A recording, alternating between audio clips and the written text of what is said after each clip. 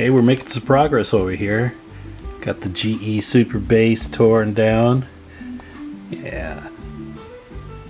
As I was saying, these are not easy to get off. It just about feels like you're gonna bust it.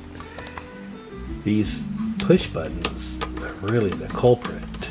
You gotta get them all down and wiggle, wiggle, push, prod, pull, and oh, it's a tight one. Getting them back in's not much fun either. So here's what I got to deal with, and I'm gonna need your guys' help, I think. Because what a dilemma. Do I just get a little bit of an upgrade to this guy, or do we go for it balls to the wall, you know? Maybe I could put in some blue LEDs. Yeah, but then we got the red channel numbers. But those are independent LEDs. I could change those out to blue. Shoot. Then we got these meters.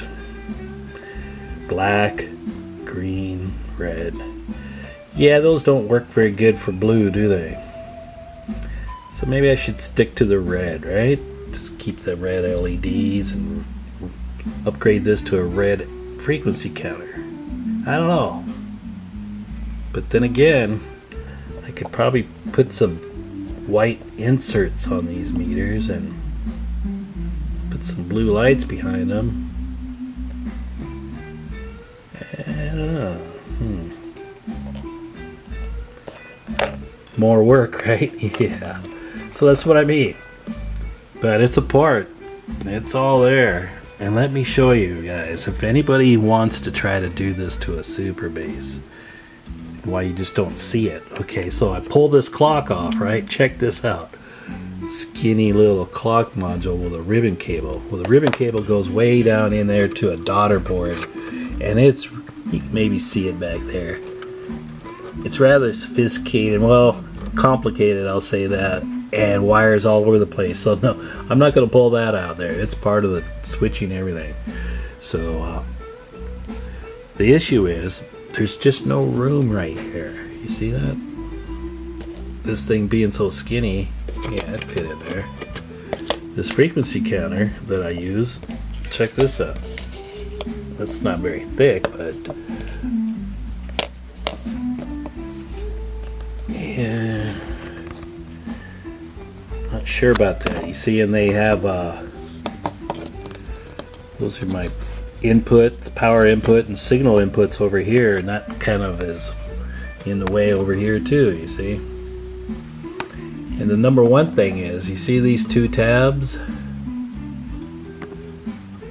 Yeah, there's a little bit more room in here, right up to this bar here, which I can get something in here, but these two things, yeah, they're not letting anything.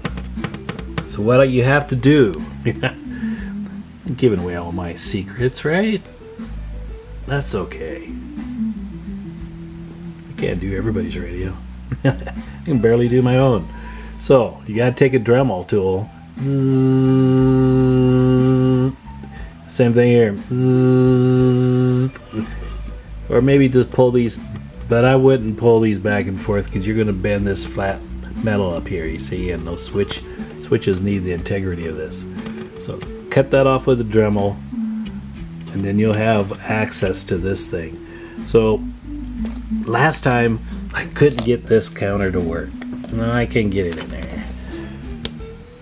I got some ideas now, but what I did do is I bought these little daughter cards. See there, I've already chipped off the little, cut that off.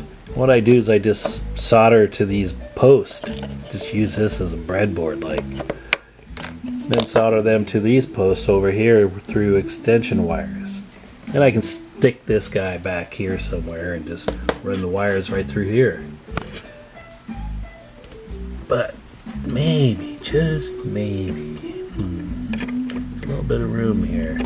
See, electrically, that's where I'm going to have an issue.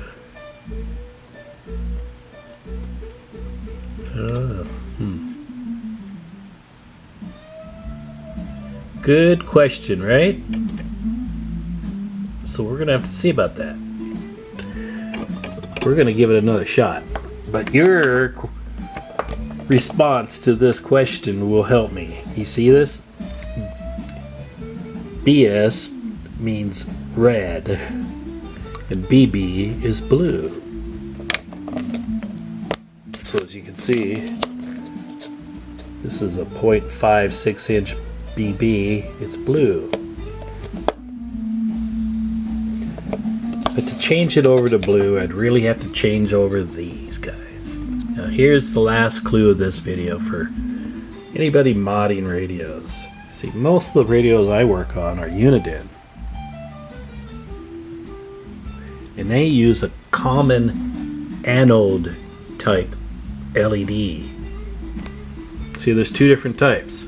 Common anode and common cathode. Well, PLL02A radios like this one, they use common cathode. So yeah, if you try to use the wrong ones in there, they're not going to do anything because it's really just a polarity. It's kind of silly how come they make two, but design, I guess. But anyway, what we'd have to do then is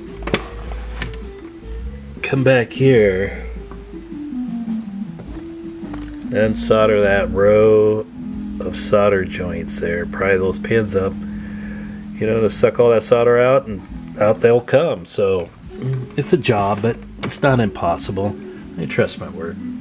So what do you think? Keep it red? Put a frequency counter red? Or keep it blue, upgraded with maybe some white meters, one of a kind radio? Yeah, but is that gonna make somebody's dream radio? GE Superbase in blue? Could be. All these dilemmas. Really, I'm just trying to get you guys involved and help make the story happen. 73s, Bruce.